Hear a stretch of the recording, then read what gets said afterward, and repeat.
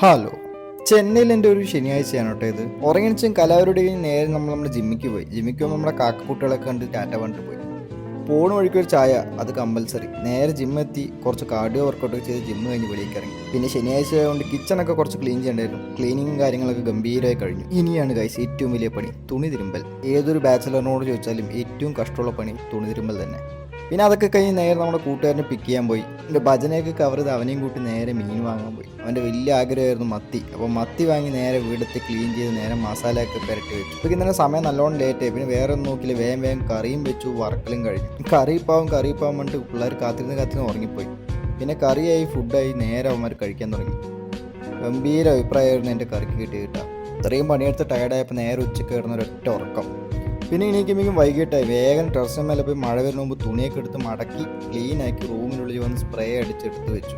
അപ്പോഴേക്ക് സമയം രാത്രിയായി. രാത്രിയായപ്പോൾ ടർഫ് കളിക്കാൻ പോകണം. നേരെ ടർഫ് കളിക്കാൻ വിട്ടു. എന്താണെന്നറിയില്ല, ടർഫ് കളി എപ്പോൾ കഴിഞ്ഞാലും നല്ല ടയേർഡാണ്. ടയർഡ്നെസ് മാറി നേരെ ഒരു ഷെയ്ക്ക് അടിച്ചു. ഷെയ്ക്കൊക്കെ കുടിച്ചു കഴിയുമ്പോഴേക്കും സമയം നല്ല ലേറ്റായി. നേരെ വീട്ടിലേക്ക് ഒരൊറ്റ ഉറക്കം. അതോടുകൂടി ശനിയാഴ്ച കഴിഞ്ഞു. അപ്പോൾ ശരി എന്നാൽ.